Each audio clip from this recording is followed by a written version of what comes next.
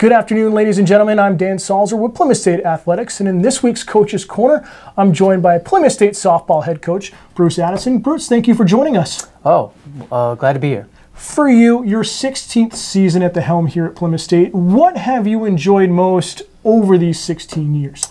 Well, it's all about the kids. Obviously we've had a great group throughout 16 years here, and it's just been a pleasure, coaching the kids and watch them grow, mature, and then hopefully, become better softball players throughout their tenure here.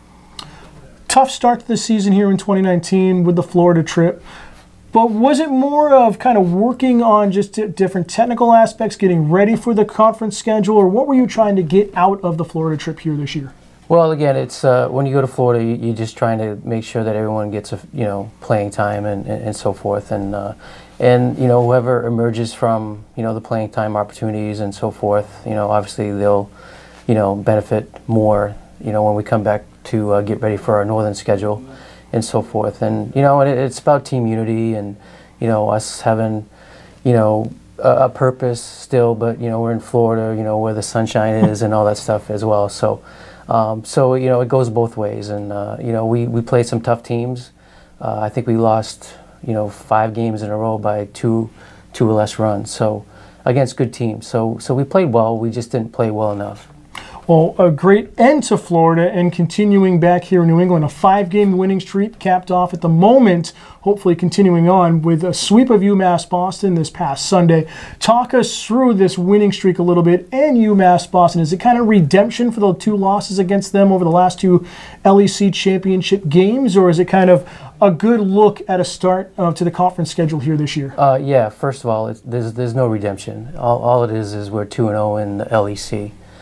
Regardless of the opponent that we played. The last 2 years we played them in the championship game. Everybody's aware of that. But we're 2-0. They're 0-2 now. So that's all that means. So redemption part might come later in the season. But whoever's in the finals or whatever it may be. But that's that's a long road ahead. So. But with the winning streak and so forth, obviously we're enjoying that, and we're playing well. We're getting pitching, we're getting defense, and yesterday we got the timely hits, albeit in 1 inning, but obviously I like to be more consistent throughout the whole game instead of 1 inning, but we'll take it, and we played well enough for that 1 inning, and then we managed a couple wins yesterday, so we're glad to be 2-0 in the LEC. You talk about the unity of the team, and really what Florida is all about is kind of bringing the team together at the start of the season. But because of the weather in New England every year, no difference this year in 2019, being the road warriors that you are at the start of the season, having all those bus trips because of the fields not being ready here at D&M Park. Is that kind of a hindrance being on the road a lot, or kind of a bonding moment for the second half of the year for your team? Well, I think it speaks a lot about the kids. They understand, sometimes here in Plymouth, weather-wise, we might have to travel early in the season, but, there's benefits at the end of the season because most of our home games will be at the end of the season, so throughout the season. And if we have to travel, we will, and if we have a home game, then great, but, we only control, how we play. It has nothing to do with the weather or anything like that. As I told the team, it doesn't matter where we play or who we play, it's how we play. So whether if we're on the road or at home, it doesn't really matter. It's how we play.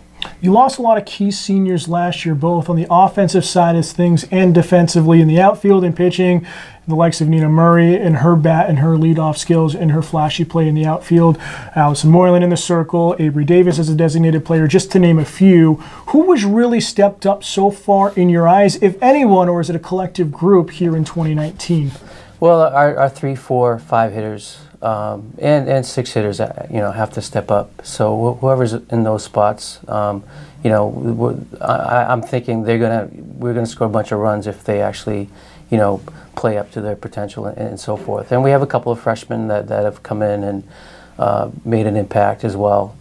So everybody's happy about our freshman class and how they're producing and how they're performing, and they're just playing the game of softball like it should be. So, but I think offensively, we'll be better than we were last year. So offensively, I've been saying this since day one, and I think if we just get the pitching and the defense, we could be even better than last year.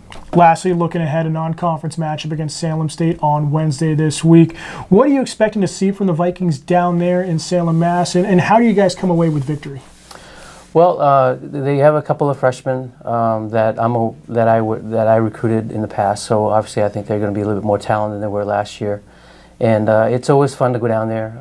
You know, they have lights and so forth, and we play at a later time. I think we start at 4, so by the time that we play the second game, we're underneath the lights and so forth. So the kids like that, and we always like to go down there because their field is it's always ready this time of year. so it's always good to schedule them, and we always go down there because of that. So, but yeah, they'll be tough. It'll be a good prep work for our next LEC opponent, whenever that may be.